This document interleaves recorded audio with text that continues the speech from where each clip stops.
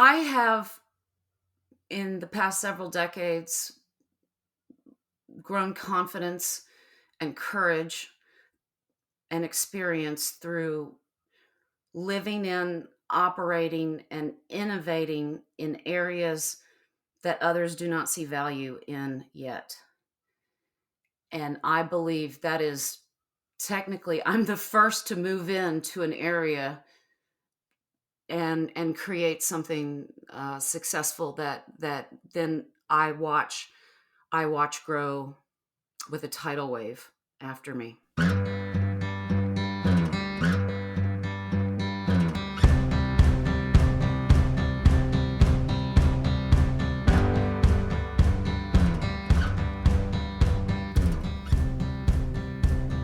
I'm Matt Landau from VRMB, and this is Unlocked, Season 8, First Mover Status.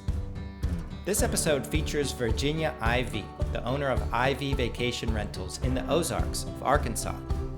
She was one of the earlier businesswomen to open up shop in downtown Memphis and the Beale Street area, a period that opened the floodgates for investors and tourists. And with her sense for potential, when she discovered the Ozarks, she decided she needed to share it with the world. In this interview, we discuss ways of moving through your environment with an eye for opportunity, how following what makes your heart race can be a surefire way to trailblaze and innovate, as opposed to just following trends like teepees and tree houses, and how becoming your own tourism department can help visitors instead of selling them, in turn building trust and meaningful relationships with your guests. This episode's brought to you by PointCentral, the leaders in smart home automation, and Breezeway, a property care and operations platform. You just heard Virginia's interpretation of what first mover status means to her, but she goes on to explain her formative time in Memphis, Tennessee.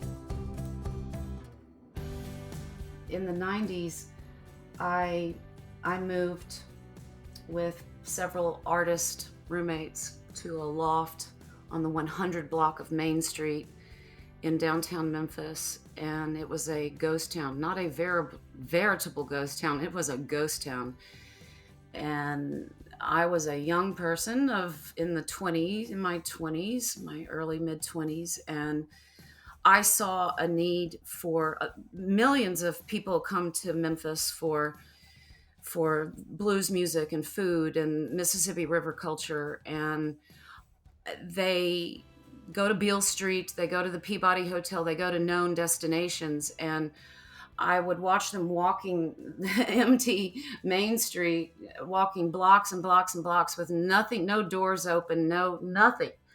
And I created a space for them to gather. It was a traveler's depot. I called it the map room. And I barely made enough money to scrape by. I got a beer license, and then people started asking to play music. And then it turned into a very hot live music destination in the middle of nothing. And I lived up above, and I looked down, and I could see some nights people just, lined up around the block to come in.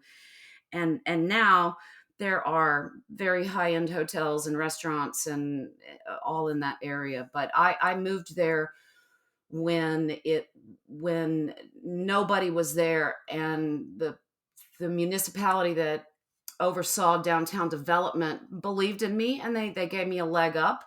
They assisted in helping me do that because I was going to focus on travelers, and I wanted people to come to Memphis to meet Memphians and to get advice on where the best juke joints were, and not just the Beale Street facade of the blues culture, and it was a roaring success. And unfortunately, at the time, I didn't care about data and analytics and that I do so much now. But it lasted. It had a good run of 6 or 7 years, and then I went on to a next phase of my life. But I'm glad you asked about that. That's my time in Memphis gave me a lot of confidence when people naysayed me for being there or daring to open a place in a wasteland at the moment. So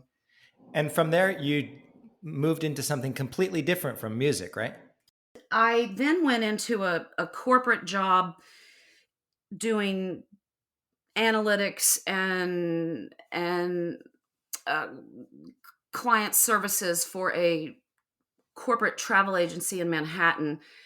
And I telecommuted. That's what they called it back then, not work from home. I was able to telecommute to Manhattan, and it taught me a corporate structure that I still use to this day. And I learned to really understand data and analytics, and I helped build up our CRM for that very large company. And I was doing that from Memphis, and then I went on a long vacation to a long weekend here to the Ozarks, which I had not heard about. And I'm a, I, we grew up going, my family grew up going to the Panhandle on the Gulf Coast. We would go to the Smoky Mountains, Colorado, of course, for national destinations. And I had never heard of the Ozarks, and the Ozarks were 3 hours from Memphis. And how do you describe it to somebody who's never been there? Because I've certainly never been there or really heard too much about it. How do you describe that area? Pioneer, renegade, natural beauty that just sucks the breath out of you. Somebody knew I loved to canoe, and around Memphis, you have the Mississippi River to canoe on, you have swamps, and not much else. And I loved it. I would do it. And I went on a canoe trip here. There are so many free flowing rivers that crystal clear and full of trout and brim, and there's no dams, there's no pollution. And I came canoeing, and I I pivoted my life. I made a complete trajectory change in my entire life, and I said I'm going to move here. I didn't know such beauty existed in unspoiled, uncommercialized beauty existed in the southern United States. I had experienced it elsewhere, but I came, and land was abundantly cheap, and I said I'm going to move here, and I was luckily able to work from the company in Manhattan from here. But I had to learn to be quiet on my calls with New York and San Francisco. I you start off a conference call. Okay, where is everybody today? And at first I would say I'm in the Ozarks. And then, what? Why are you there? I'm like, well, I'm looking at a beautiful creek that's winking at me like a jewel, and there's horses and chickens. Oh, there's a mule in my yard, and they'd be like, I don't get it. I had to learn to be quiet because they they they thought less of me because I lived in a place that they didn't know, they didn't understand, that they they had a negative connotation of. And I am certainly proud of it. This was 17 years ago when I decided to move here, and I learned to be quiet. I tried communicating the virtues of staying quiet to the construction men next door this morning, and they didn't seem to follow that recommendation. So, listeners, if you do hear some buzzing in the background, those are my fellow non quiet construction friends. But, Virginia, in that first visit to the Ozarks and in that first visit to Memphis, did you just kind of sense something about the destination that you want to plop yourself in the middle of the energy, knowing that good things would come from it? Or did you enter into these new destinations with a bold vision? I went because I wanted to be there. Then that's first and foremost, and it also parlays into how I move through the world and in business. I I moved here because I loved the people, I loved the natural environment, I loved the outdoor recreation abundance, and in Memphis, I loved that the streets weren't clogged and that there was parking available everywhere and that I felt like a king in downtown Memphis at the time. And or queen. And I still feel the same here. I, I go because I want to consume it. I want to live it and consume it and be bathed in it. And the innovation comes later. And my innovation into vacation rentals is not an unusual story. I was able to buy a beautiful house for a very good price, and it was too big for me. I'm alone, and I renovated my basement into an apartment. I put it online. I think there were all of two vacation rentals on Airbnb at the time. And the very day I put my basement apartment online, I got a booking from a couple in Turkey, and they were traveling the United States. They're cavers, and very near me, 3 miles from me, is a world-class caverns called Blanchard Caverns, and nobody's ever heard of it, but it's extraordinary.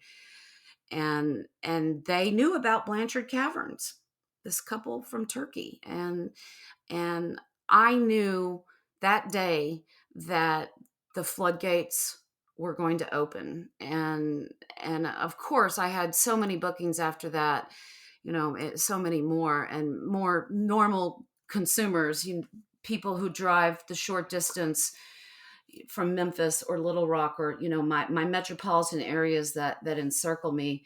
You want to get away. You don't always plan a 10-hour trip to get on a plane and take your family to Broadway shows in New York or go to Disney World. You sometimes you just want a long weekend that you can hop in the car and go. And this area is located like that. So most of our guests do come from nearby metropolitan areas for long weekends.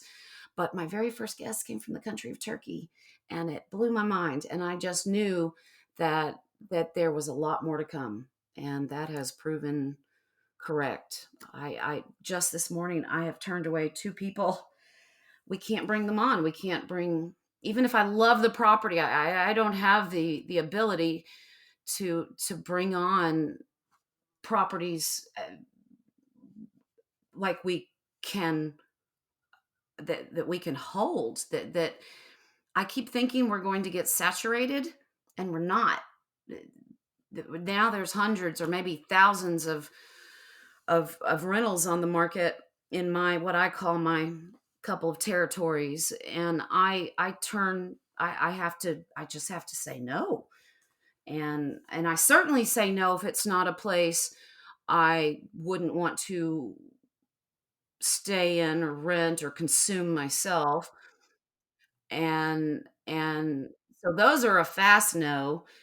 But then there are places that I actually am super intrigued by. I just don't have the ability to do it with the speed that is necessary, and I don't care. My staff, my leaders in the company, we don't care. We want to enjoy what we do. We want to interact with our guests, and we personally, and this is strict with us, we personally call everybody coming in, and we will not release a door code until we have had a bonding conversation with you.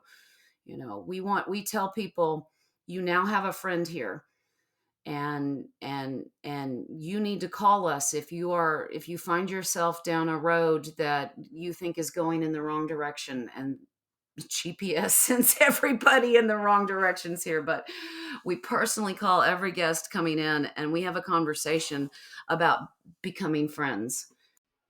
When you talk about owning your own properties in addition to managing them, what are the pros and cons of using a property management company to own your own properties? Well, the first thing that comes to mind is I don't discount my own properties commissions. And I have owner groups that are, I now consider big investors, and that they see the returns, and they are able to buy more and more properties, and now they have owner groups that own several properties, and they've asked me, hey, we're giving you a lot of business, do you think you could discount our commission? And I say, no, I can't. And I don't even do it for myself, for the properties that I own, because it costs that much to do it. I invest in what I believe to be the best technology, the the best human resources. We pay above and beyond the going rate for my rural area, which is considered super impoverished by the government, and to provide the level of service, whether from the back end office accounting side that I take great pride in, or the software that we invest in. I don't discount my own properties, and I want to experience what my owners experience. I want them to have the same the same results that I get. If I find that my properties aren't as profitable one month or the other, I know that my owners are, or our owners are feeling that too. And it helps me feel gritty and scrappy to do better for me, and because it parlays into them as well. I love that. I've never heard it described quite like that. And and I was actually looking through our earliest email correspondence in preparing for this interview. And one of the things you mentioned was that there was a quote that I included in one of the newsletters by Bob Marley. And you said that quote made you stop and read everything for once, which was like the best kind of compliment I could ever receive. I'm curious, in your marketing, in your copywriting, in your communications, how do you attempt to attract similar minds? Is there a kind of philosophy that you use in deciding how to communicate yourself so that you're attracting people that are the right fit? So public facing, we've made a concerted effort and commitment to keep our down home folksy, I wouldn't call it an image because it's who we are. We are down home, and we do admit when we make mistakes, and we use southern colloquialisms, and we speak casually to guests. I i it's a conversation often, who is our ideal guest or traveler, and because of the diversity of what attracts people here, i can't just I can't just attract or market to adventure travelers. I would consider myself an adventure traveler. I go off trail, literally. I want to go on the creek, the section of the creek where nobody else will go. I But that is just a certain percentage of our travelers. We have people who are 80 years old who have never used a credit card online to book a reservation, and they call and they're scared, and we talk them through that, but they're coming here because they remember coming to this area 50, 60 years ago, and they haven't been back since, and they have such fond memories of the folk music that is played on the town square every warm day, where people just gather up and sing and play. They have memories of coming here to learn glass making, or stained glass crafting, or knife making. Or there have been groups that have been coming here for various reasons. They do reenactments of historical events. They come here for mountain biking. They come here for quick draw shooting contests. There are motorcycle events for weekend songs. There's a festival every month of some kind, and it draws a completely different group of people. So I cannot focus my marketing on one particular travel group, because it's from age 18 to 80 who comes, and they come from all walks of life, different backgrounds, different education backgrounds, different everything, and they all get treated the same by us. And we are 100% local. Well, actually, my director of marketing now lives in Cyprus, but she came here. She was a regular guest and had stayed in so many of my units. And one day I said, I need help with social media, which I think I'm getting out of, by the way. But and she said, I want the job, I want the job. And she's been with us 6 years. So that's one of my only remote people from here. But we're all locals. We all live here. Most of the staff, it was born and raised here. They were former rural postal mail carriers. They worked tellers at a bank, and now they are in the hospitality business. So, is what I'm actually hearing like there are lots of different potential profiles or avatars that you could try to speak to specifically, but because there are so many, almost the better play is to be yourselves, to be true, to be local, and to focus on that because that is in your control. Is that basically the strategy? Thank you. Yes, thank you. Thank you for saying what I couldn't so succinctly. Yes, we just be ourselves. We let our personality shine. And right now, I'm speaking to you in probably my most neutral dialect or accent. But I will, I will speak colloquial, and it's not fake. No, we want to show, we want to show our personalities. We we want to show, and we are who we are. And my staff is varied with their backgrounds. Some of them have never traveled outside of the Southeast ever. So when somebody calls and asks questions, they are able to answer specifically. Oh yes, no, if you go here on this day, you'll have this secret swimming hole all to yourself. I grew up there, and this is the best place ever. And is that something that you just empower your team members to do? You just encourage them to share insight that they have, experiences that they've built? Of course. I don't know any other way to do it. In corporate America, I'm guessing that kind of creativity and freedom was suppressed. Yes. Yes, it was. I don't, and there are models of property management companies that operate differently than me. They want to bring more. They want bigger numbers. They want to acquire more properties, more properties, more properties, and they don't pay attention to the the vernacular of the area, the the rhythm of the people around it.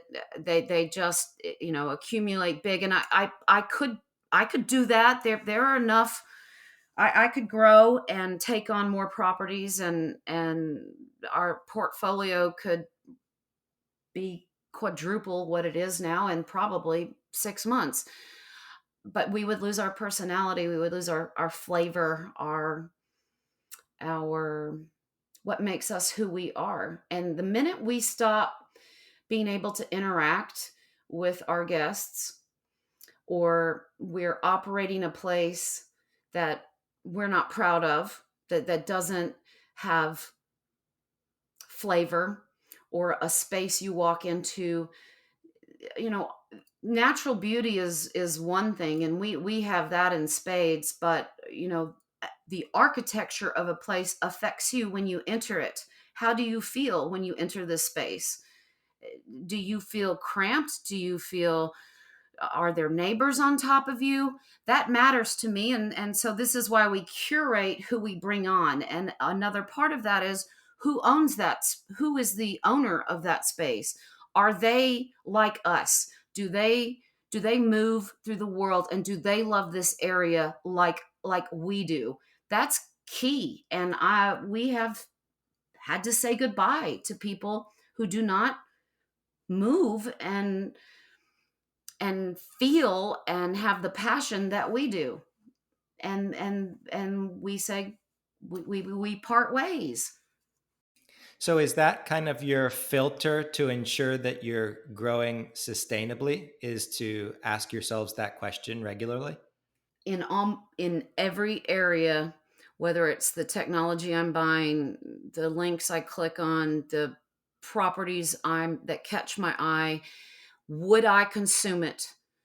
Would I pay for this? Does it make my heart race? I just refuse to be involved in something that I myself, Virginia Ivy, wouldn't want to be a part of.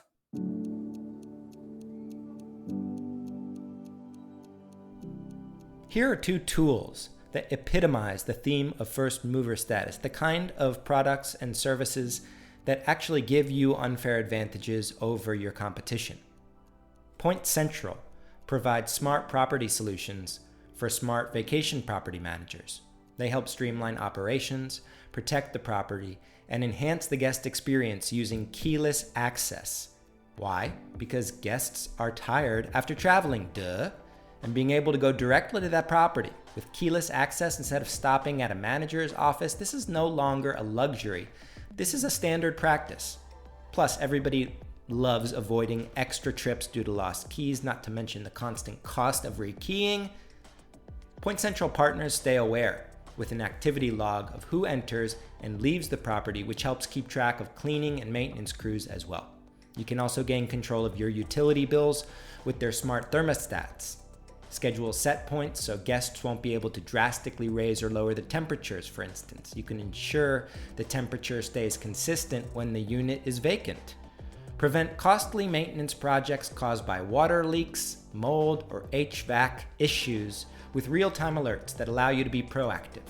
Visit pointcentral.com/VRMB to learn more. And Breezeway, whose property care and operations platform helps you coordinate, communicate, and verify the detailed work and deliver the best service experience to your guests. With tools for intelligent task scheduling, quality assurance, real-time work coordination, guest messaging, supplies management, owner reporting, and more, oh my!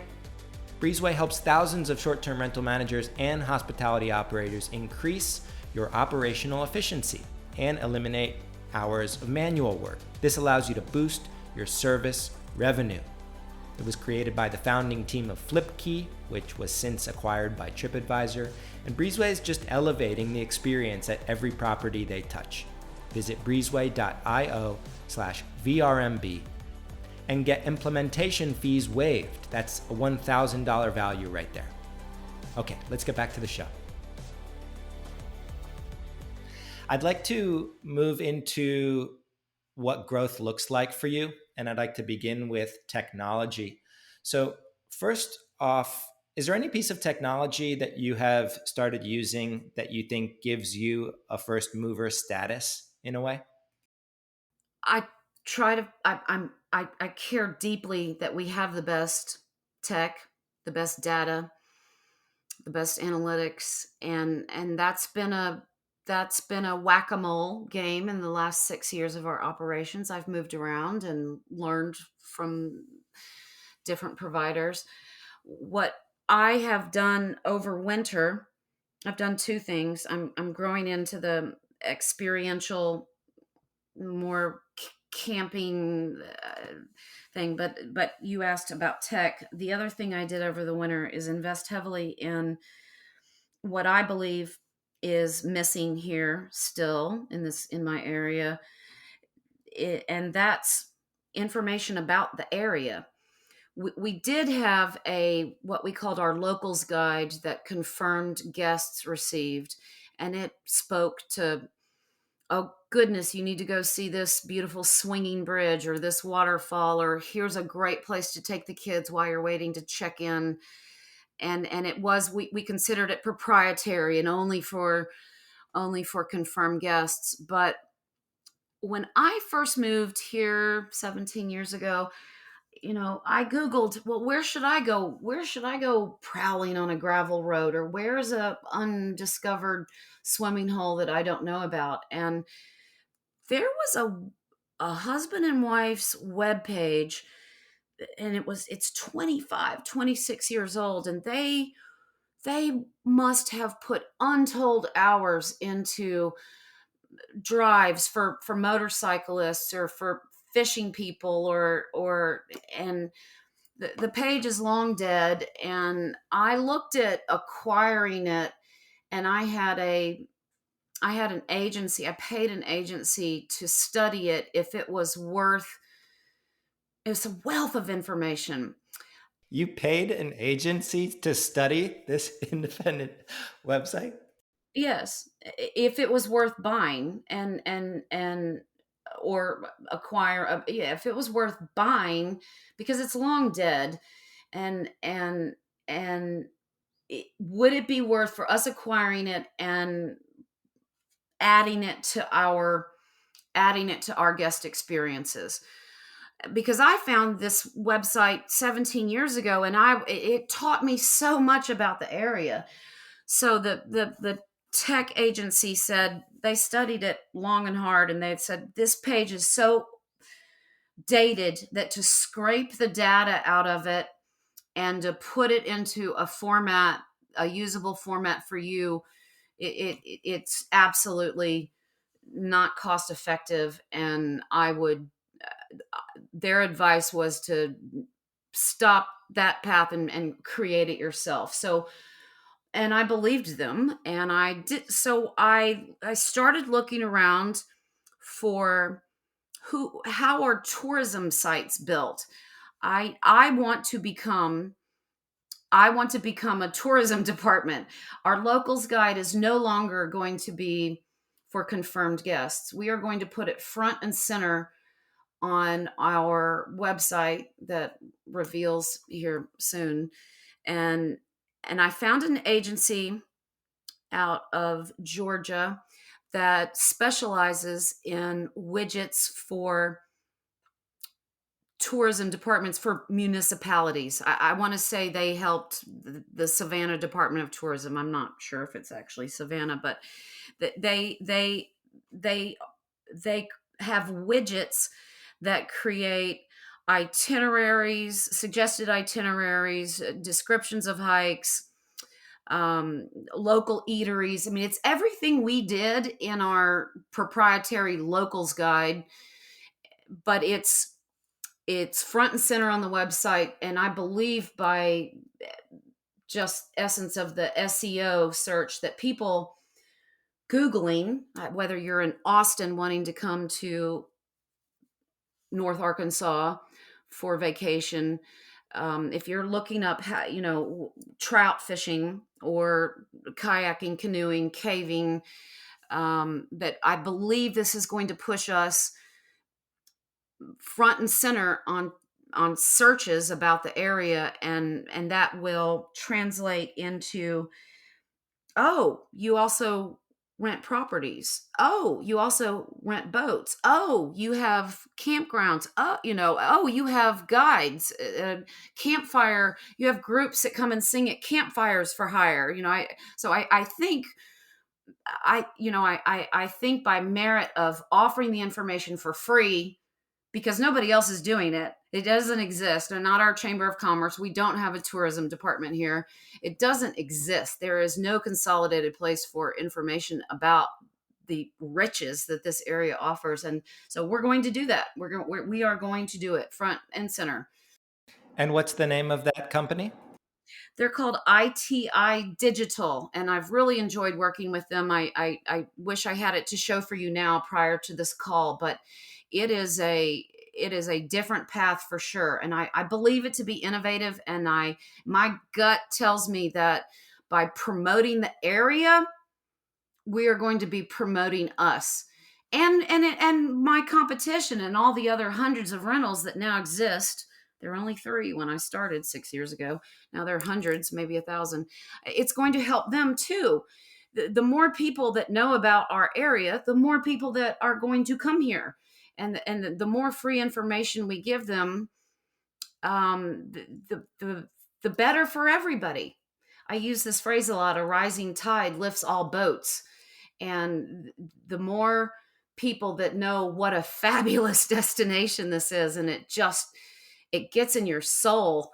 And more times than not, people come here on vacation and they say, I want to live there. Well, I want to buy. And that's just happening in waves and waves and waves. And of course now it's kind of insane, but it's not priced out yet. And there's so much more room to grow. There's so much more land, so many more creeks. And so it's kind of the freemium philosophy, where you just let people have your best. You go on, give it out there. Let the world try you out and give them the best you got. And if you're lucky, they're going to trust you and want to hang on your coattails and be a part of you, because they hey, this person gave me all this information. I want to ride with them. It's almost not even if you're lucky. It's if you are as good as you say you are, then it will work. That's my hope. Now I don't have the data or proof to back that up yet, but I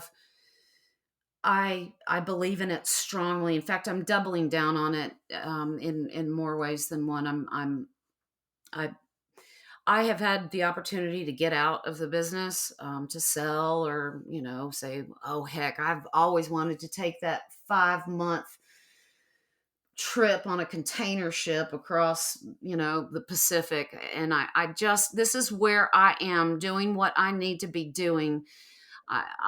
And this is my time. I feel like I was born to do this, and I'm going to take it farther, but in a sustained way that I still feel soul fulfilled. So what does growth look like to you? How do you make sure you're moving forward and quote unquote growing with these kinds of what kind of metrics or KPIs do you use for that sort of mapping? You asked me a specific question that I'm going to answer in a different way. Growth for me right now is starting with vacation rentals, either ones I own or that I rep for others. That allowed us to get started. That allowed us to feed make deposits in the bank, to pay the employees, to buy the insurance, to have the time to become what we feel are consummate professionals at what we do. But what I've always wanted to do, we're IV vacations. We're not IV rental properties. And I had to do the rental properties because it pays the bills. But now we are segueing into the vacation part. We all desire to answer to the vacation experiential,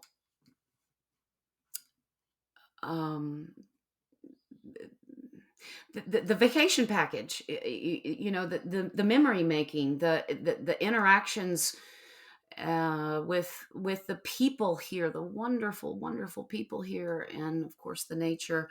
So we're growing into the vacation part, and that means more outdoor opportunities. I'm investing in. I've been investing in land recently, land in desirable places on creeks, and I've put my own neck on the line to do this, and I'm creating sustainable campgrounds with solar and rain catching, and where you can garden, where you can interact. It's the things that moved me here. I moved here because I wanted to learn how to grow really good tomatoes. I moved here because I wanted to pop on the creek when it was right. You know, like a surfer, you look out. Oh, today the creek's really good. I gotta go. Everything else to the wind. I moved here because I wanted to sit in on the singing and the folk music circles, and that's what drew me here. That is what's kept me here, and now it's time to offer that to people who come here, and the ones who do want to be outside and interact more with the culture and the natural environment that's here. And I do not have the data or the KPIs for that yet, Matt, because it that investment happened over the winter, and come spring and summer we'll be full on in with it. And I know it's in vogue. You know, we all know the tree houses and the. I did start with one teepee. It's an authentic teepee, and it's joked about because on the listing description for it, I basically beg people not to come. Do not come to this teepee. I'm just laughing hysterically over here. You don't want to come here. The road is rough. Your tires are going to pop. You're going to meet a grumpy neighbor coming down the road. You can get flooded in. You know, you have to use an outhouse. Don't come. It's a Don't TV. come. And and I a lot of people probably don't come, but the ones that do have life-changing experiences. And the teepee is located in the first place I used to live. And when you drop down into this holler, they call it here, when you drop down in your or actually any gravel road that you drop down in here, your heart rate changes. You start driving slower. You everybody waves if you pass somebody on the road, and sometimes the road are too narrow and you have to get out of the car and negotiate with somebody. Well, you need to back up. Okay, well, I'll wait for you. And so the TP we launched several years ago, and the responses from it, and it's just one TP. It's not a campground of TPs. It's just one, and that's important to me. I don't want to overwhelm people, because you're not going to have the interaction with the campground host. If there are 20 people there, it's going to feel like you're just one of 19 other people. So the I call them campgrounds, I guess. They are going to be specific to how I and the people that work with me, how we like to camp, how we like to experience nature. And it's with elbow room. It's with you're not interacting so much with other travelers. Hopefully you're interacting with the locals. And is this something that you think any listener could potentially apply to their destination, to look at what doesn't exist yet that has maybe been proven elsewhere, such as a TP, and for that to be a signature sort of standout property? Folks, it's not often I will interrupt in between my question and a guest's response, but I'd like you to listen really carefully to Virginia's words here. It's the difference between someone cashing in on a trend with very little knowledge and somebody forging true first mover status in their vacation rental market. If a TP is a place you would want to stay, then I would recommend that. But what I would recommend to our colleagues and peers and friends in this industry is what unique place are you interested in? Is it a marina? Is it a houseboat? What makes your heart race? Where do you go? If you want to do it, if you want to consume it or experience it or live it, there's probably a million other people that also want to have that same experience.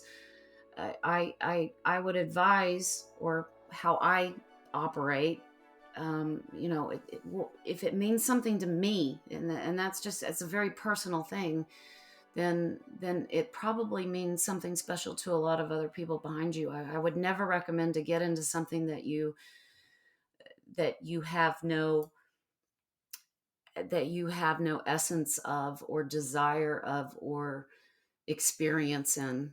I i unless you had a partner who did, or something. But no, you got to go with what, or I go with what I know, and what I crave, and what I want to relay to other people, with my signature and my staff signature, where we all have this commitment to that. Can you talk briefly about the return on the investment of attending industry events? Because one of my secret goals this year is to get people who haven't attended an industry event before to pull the trigger.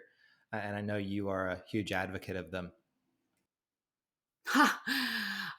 I what I signed up for the Vacation Rental Management Association. In the first month, I only had one property. I only had one property, and I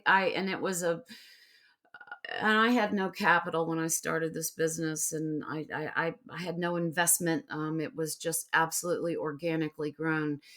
But I wanted to be the best. I wanted the best advice. I wanted to see the people ahead of me who had been successful.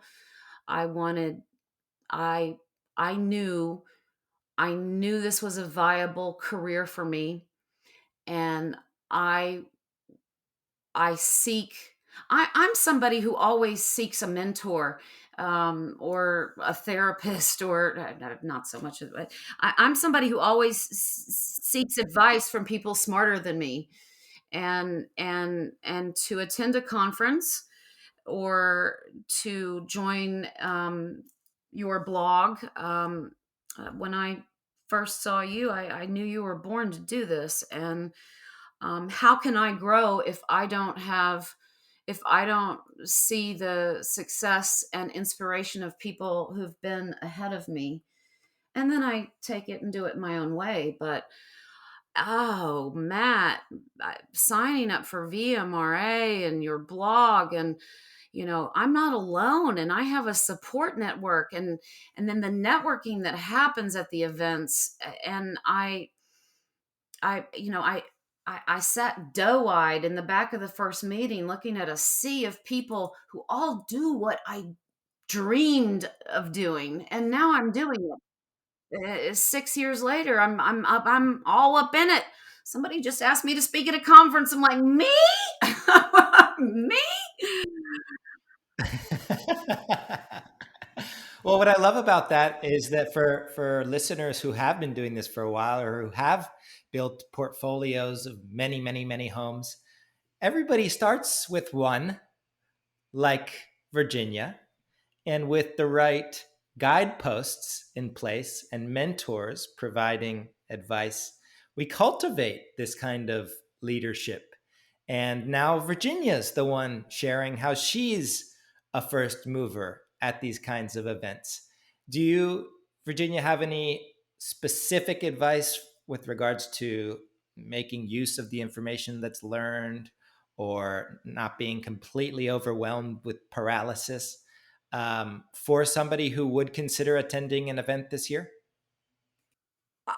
Find a mentor. I was I at my it wasn't the first conference. I don't know if they offered it, and I think I put it on a suggestion board that if it's your first time, you need a buddy system of people who are veterans of conferences.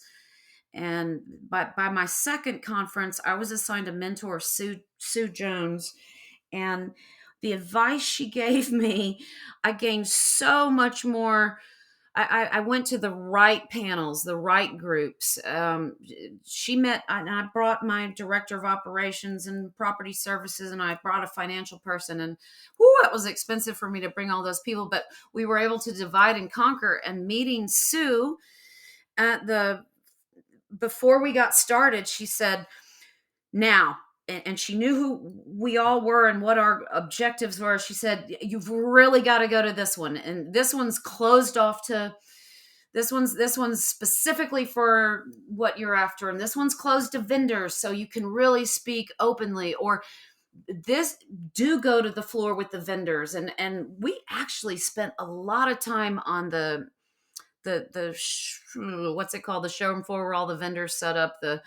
And we went to every single booth, because there are only so many, if you get sales calls in your box or cold calls on the phone, that doesn't hit. But when you're sitting across from somebody who built the software you're looking at, or the add-on products, that when you get to interact with them and see their passion, and I have created lasting relationships with the people, with the vendors and the sponsors of the conferences. They are absolutely as valuable as the mats who stand up and make everybody go, yeah. The people who support our industry, or who, the innovators in our industry, they make my mind go, they make my mind soar with ideas as well. What I love about these conferences is no matter how many people are there, whether it's 50 or 100 or 500 or even several thousand at some of them now, everybody totally nerds out together and borrows best practices because they're based in different destinations and they've never heard about this idea or this trend or this lesson learned. And then they go back home, where almost everybody who's attending one of these relatively small events is the first leader or first mover in their destination, just sheerly by attending. That almost by default makes you one of the most informed players in your space. And it's just one of those things that you kind of need to commit to philosophically. Virginia, you tend to take breaks. I know from what's otherwise a 9-day work week for you, as you put it in the community. Do you just block off these dates ahead of time in order to get this perspective? I work 7 days a week, and for months at a go. And I don't know if it has to do with just my natural rhythms and how I move through the world. But what will happen is every 3 or 4 months, I put a carrot out, and I plan a trip, and at arrival, I put my phone, I if there's a check-in desk, or somebody there, I put my phone in a bag, and I put a $500 bounty sticker on it. I say, do not give me my phone for at least 5 days. And my parents know where I am. If there's an emergency, they can call the destination, unless I'm wilderness camping. But I have to absolutely unplug 100%, and a week won't cut it for me. I usually go away for a solid 2 or 3 weeks, and then in almost every last trip I've taken, I extend it. And my team, I come back and there are no disasters, there's no fires, which teaches me I don't really, I mean, they can do it without me. But I love my job, and I can't wait to come back. I have to have downtime. You have to have downtime. You gotta get in the boat. You gotta go be like water and move.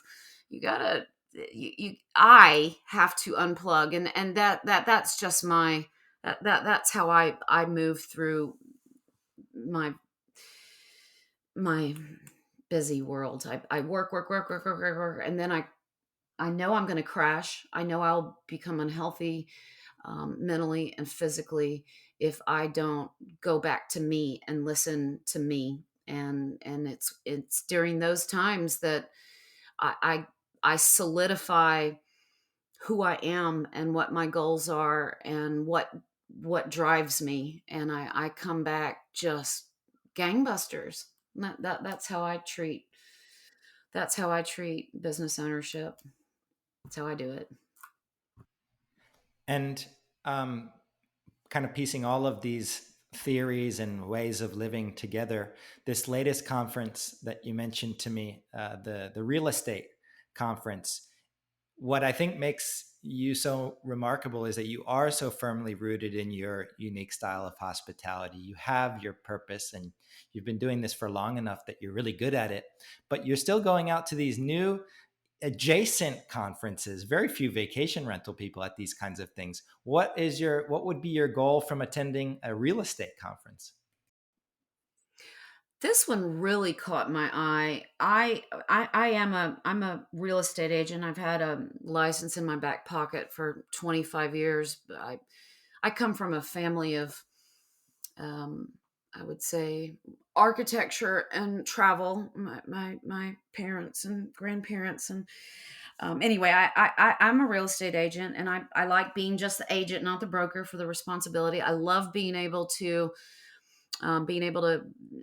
punch a code in and go in a house that just hit the market. And I know my market really well. And for the last 6 years that I've been a vacation rental manager here, I have helped owners. Oh my goodness, this is about to hit the market. This is really a hot place. And I've helped a lot of people buy wonderful properties, and they're doing extremely well. And now their values have shot way up, and I was happy. I was thrilled to help them, because mostly they would list with us and it would become in our portfolio. But then sometimes they break away and want to own or operate themselves, and that's, properties come and go. It's time for me. I never raised capital to start the company.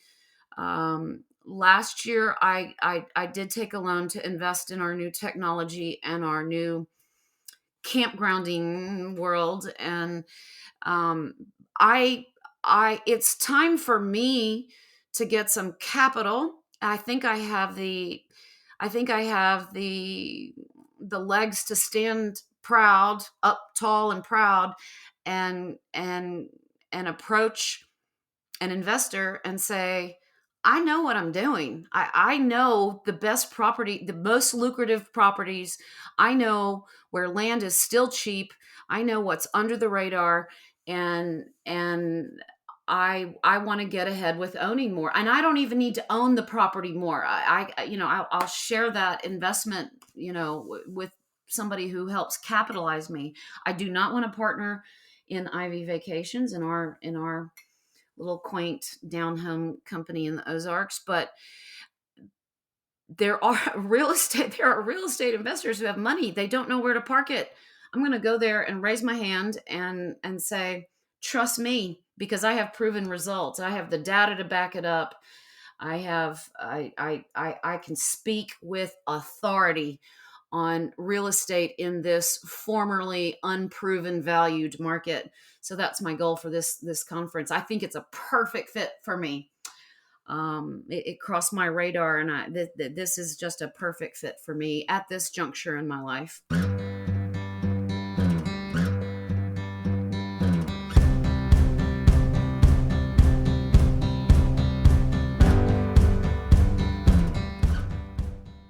What I love most about Virginia is how she speaks with such flavor and passion and artistry, but also how she leverages the very non-emotional systems, the very hard, practical, real elements in which she works.